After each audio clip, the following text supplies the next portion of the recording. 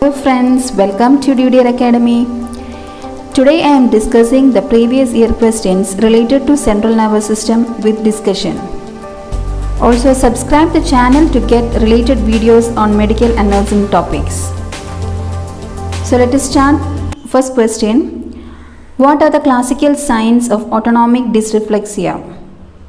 Options: hypertension and tachycardia, hypertension and bradycardia, hypotension and bradycardia, hypotension and tachycardia. Here the correct answer is hypertension and bradycardia. So what is autonomic dysreflexia? It is a complication that is occurring with a spinal cord injury at or above T6 level. It can occur at any time following the resolution of spinal shock. So it is a life-threatening medical emergency, and the causes include full bladder or bowel, stimulation of the skin or cutaneous pain receptors. The stimulation of sympathetic nervous system leads to uncontrolled cardiovascular response. So the signs and symptoms are sudden severe headache or throbbing headache. It is the earliest sign of autonomic dysreflexia, and then there will be hypertension, bradycardia, nausea, sweating above the level of injury. The treatment include identify the cause, that is full bladder or constipation, then inserting a urinary catheter or irrigating the existing one, and the medications to relieve the constipation or urinary retention. Also, antihypertensives are given to the patient and place the client in a high Fowler's position. So here the classical signs of autonomic dysreflexia include hypertension and bradycardia. Next we move on to the second question. Flexion posture that indicates severe impairment of cerebral functioning is: options: decerebrate, decorticate, opisthotonus, Trendelenburg. The correct answer is decorticate. Decorticate posture is a flexor posturing that indicates a non-functioning cortex.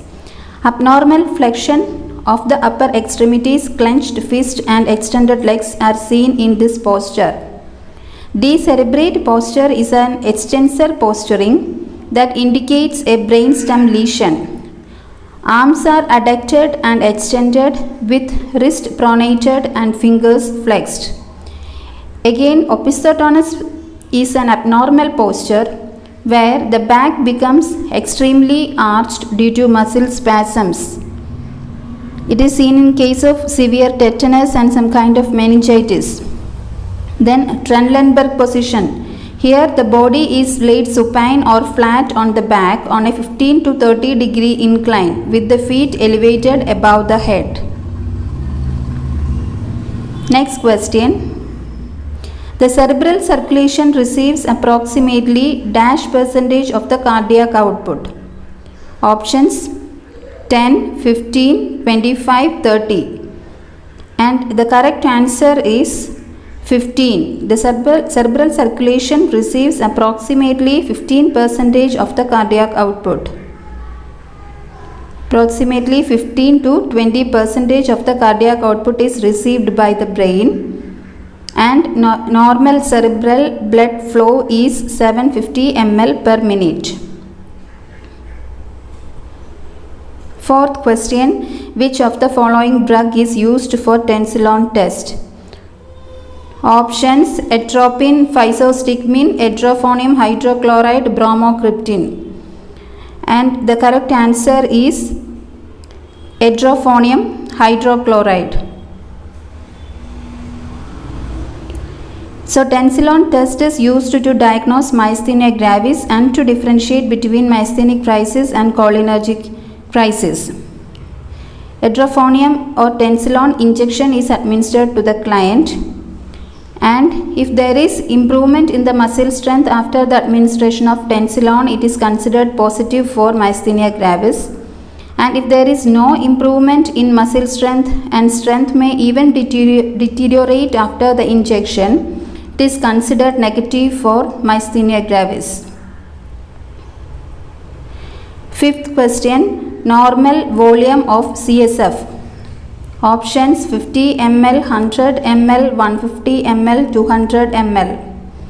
Correct answer is 150 ml. CSF is produced by the choroid plexus by both filtration and active transport. In normal adults, the CSF volume is 125 to 150 ml.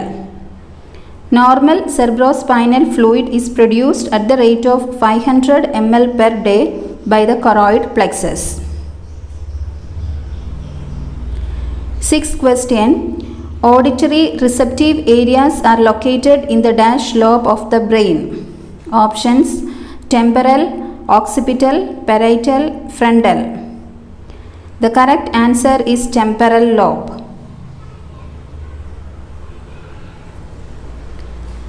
So, regarding the lobes of brain and the functions, frontal lobe is the center of concentration, abstract thinking, problem solving, controls personality, intelligence, and it is a motor speech area.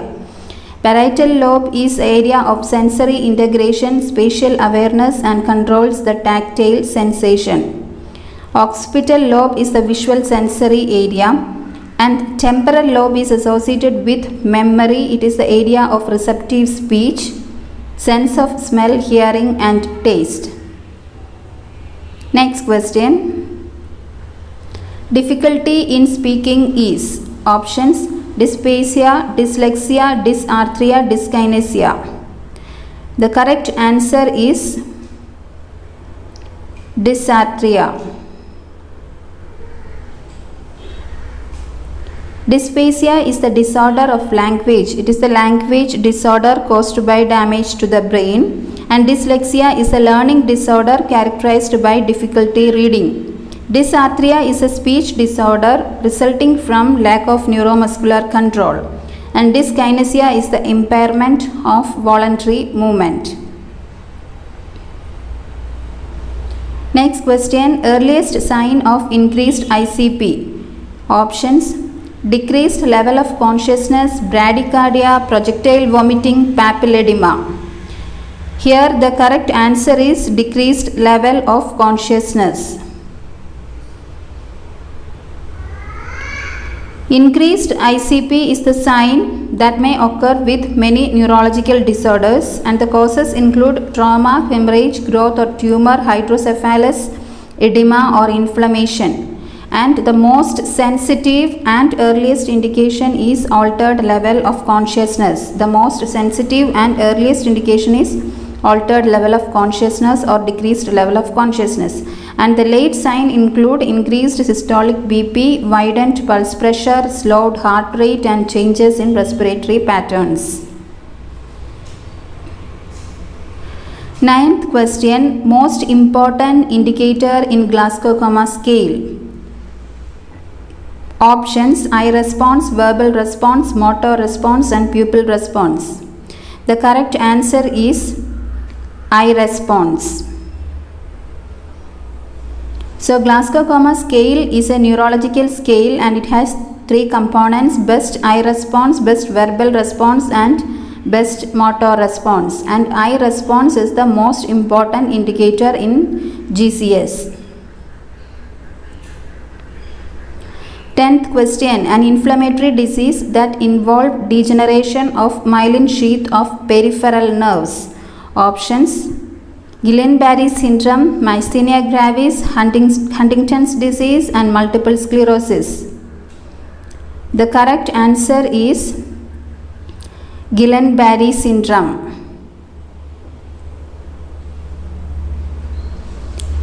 Guillain-Barré syndrome is a condition in which the body's immune system attacks the peripheral nervous system. Here it attacks the peripheral nervous system and destroys the myelin sheath that surrounds the axons of many peripheral nerves.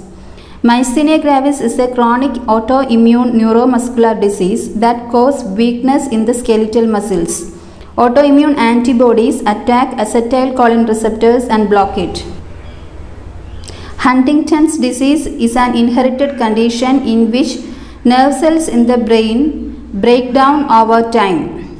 Multiple sclerosis is the demyelination of nerve fibers of brain and spinal cord. So multiple sclerosis is the demyelination of nerve fibers of the central nervous system, including the brain and spinal cord.